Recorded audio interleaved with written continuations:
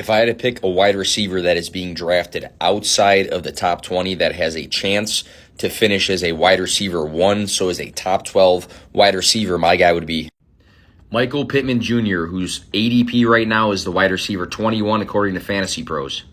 He took a jump from his rookie to sophomore year, and if you look at the stats below, weeks 2, 5, 7, 8, 9, 13, and 16, he finished as a top 20 wide receiver. 2 of those, he was a top 8 wide receiver. As you can see, he was on fire weeks 5 through 9. He averaged 19 fantasy points, and he was the overall wide receiver 3 during that span. He finished weeks 1 through 17 for PPR as the overall wide receiver 21. And via Player Profiler, he was number 11 in snap share, number 15 in receptions, number 16 in receiving yards, number 14 in red zone targets. He also was solid on his routes, number 3 in total route wins. But with Carson Wentz, he was number 44 in catchable target rate and number 55 in target accuracy.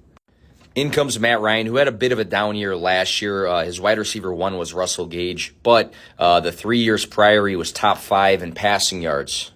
Matt Ryan is an upgrade compared to Phillip Rivers and Carson Wentz, who Michael Pittman Jr. had his first 2 years. Not long ago, Calvin Ridley finished as the wide receiver 5 in 2020. Julio Jones was the wide receiver 4 in 2019. And I'm not comparing these guys to Michael Pittman or vice versa, but Matt Ryan has supported top 12 wide receivers. 25.7% for his target share last season. The depth chart right now, Alec Pierce is a rookie. Paris Campbell has had banged-up seasons. I think he has a chance to have an even bigger bump with Matt Ryan. Michael Pittman can continue to progress. I think he's going to have quality looks in the red zone. I think he's going to have more efficiency with his quarterback. So he has a chance to be a top 12 guy in comparison to the other guys being drafted beyond the 20s for their ADP.